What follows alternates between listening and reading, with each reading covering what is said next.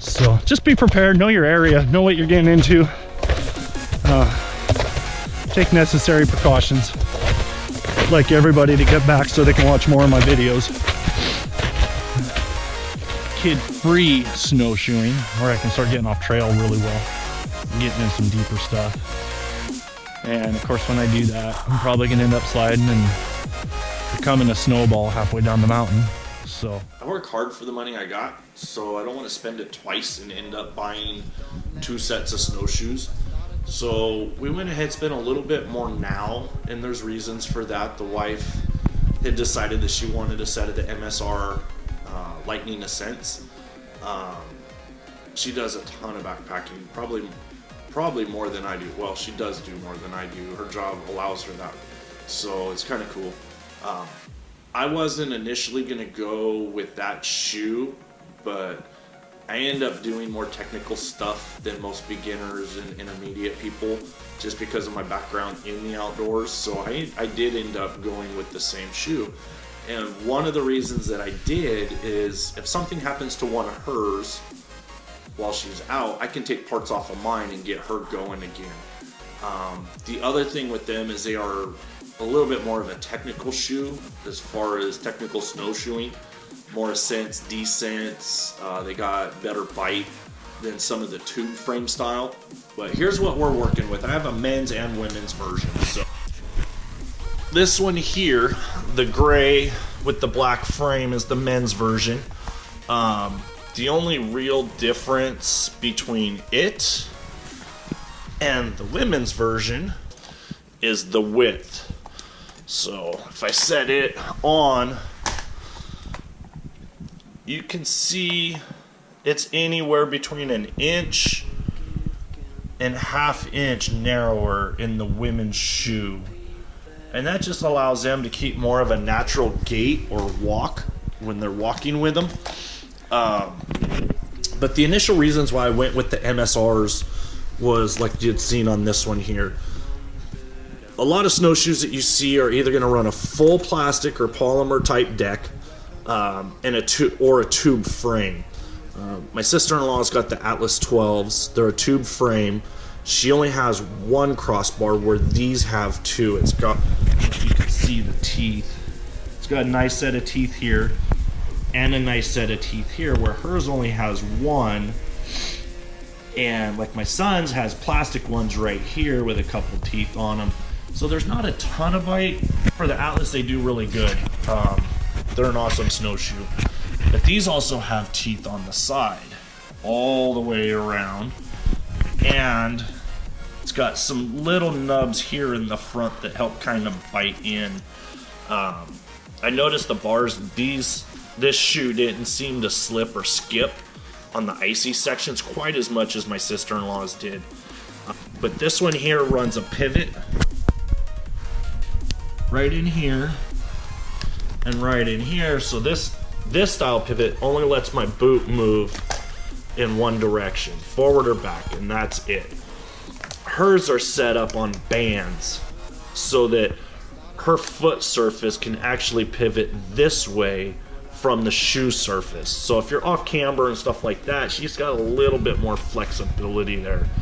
The one thing that I did notice about that hiking next to her today was that her squeak doesn't seem like much until you start putting miles on, and then sometimes that squeak, like in a backpack or many other hiking tools or equipment, starts to get to you after a while. The MSRs are really, really quiet. The strapping system is pretty nice. There is a left and a right shoe. So when you look, it has it indicated there's an R and there's an L. Pretty much the only difference is just the orientation of your straps. So they want your straps to come in, latch, and go over away from the other shoe, just so you're not kicking them and knocking them loose. This setup here, I don't have my boots on, but you put your ball of your foot right there. And when I did it today, I did readjust once, and that was to kick my boot over a little bit. And that was to kick the shoe more to the outside. You can see where I kicked up here and there. Granted, I was doing some stupid crap and trying and pushing the limits of the equipment like I usually do on everything. But these straps are real easy. The hooks are cut on the side, so you don't have to try fishing your strap through. You just come in, slide it, and with boots on it makes it real easy. You just hook it there, and the tension of your boot keeps it, and this little hook there just keeps it locked in. You have a toe one, a midfoot, and then up by your ankle, and then a heel style as well. I don't know the exact weights on the women's version. The 25-inch shoe in the men's, they come in a 22 and a 30. The 25-inch is 3 pounds 14 ounces, so you're almost 2 pounds a shoe. The durability of this shoe and the ratings and reviews that these shoes are getting is insane. From mountaineering to basic snowshoeing, it will do and does everything very well. Not a lot of anything to go wrong with it. I haven't looked to see if the decking's replaceable. I'm sure it is.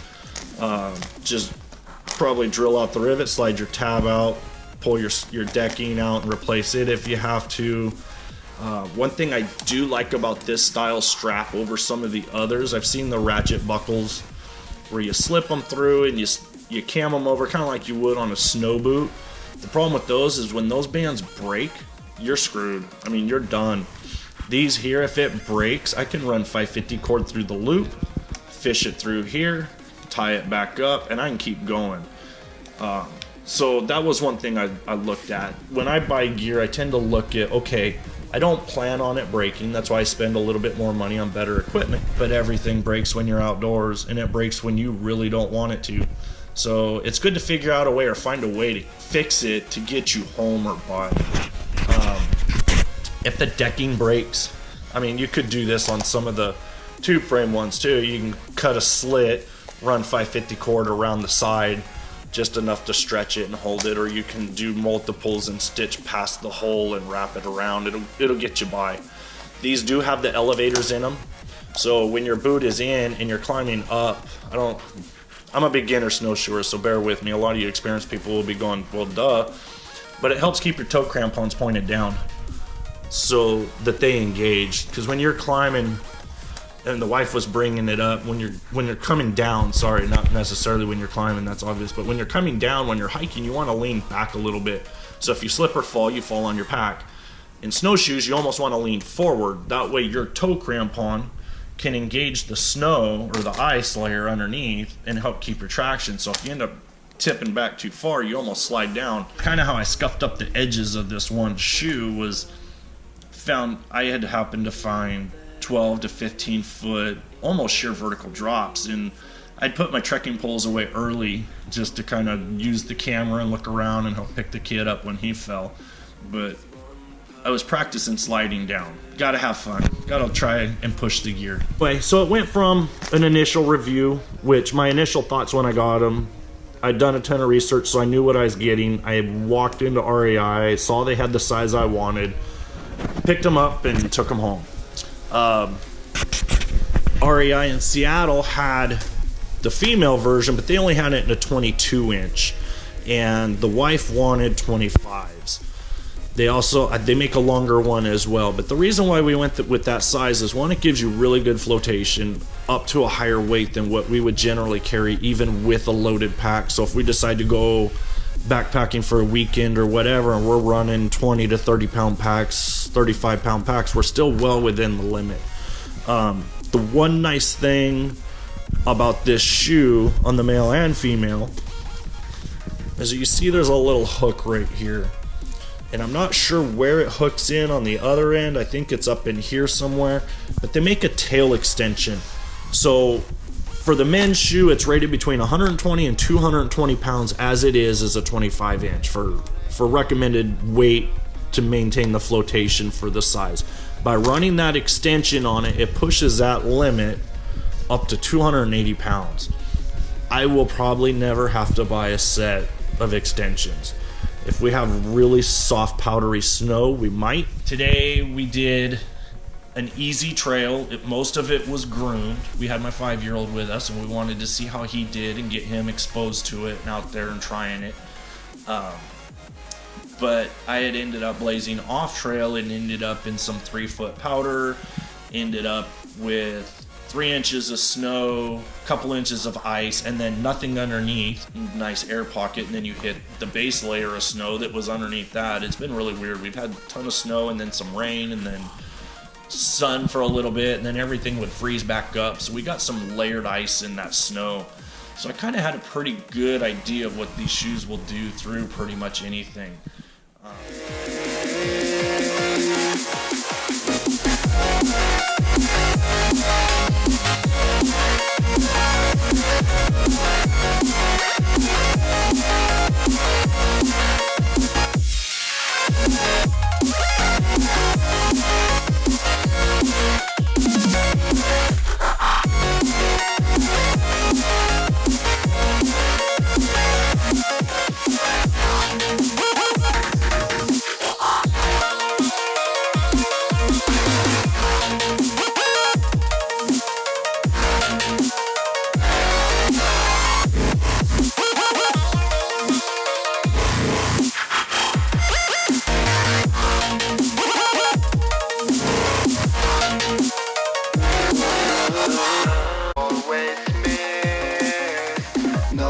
Just don't let it go. I started the fight, but now I'm losing. So will I fall again? I'm scared of heights, yet it was me who ran away.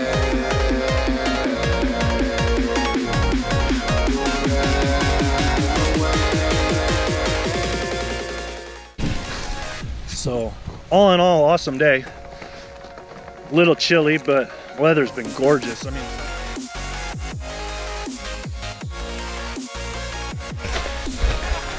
so anyway, let me go save my kid.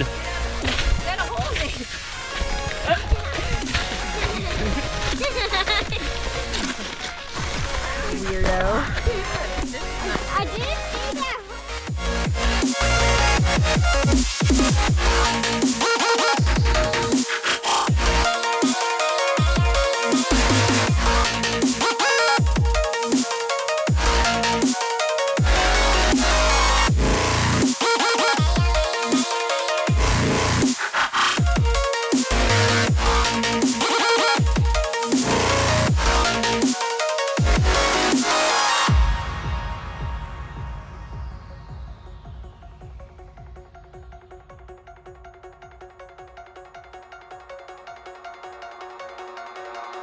Oh, I can't forget myself.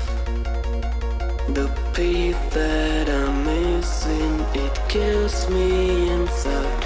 I need help, oh please give me back this one pump, this one food. I'm sorry I lost it. No, I let my weapons fall. I'm drowning in the fears, and now I know that I will fall again and let it go, but I can't stop to run away.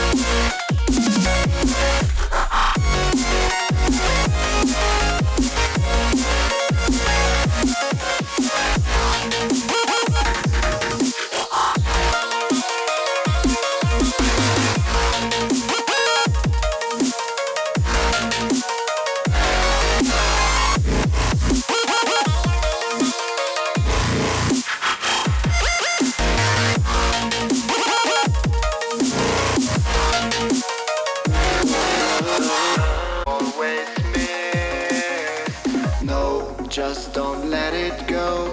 I started the fight, but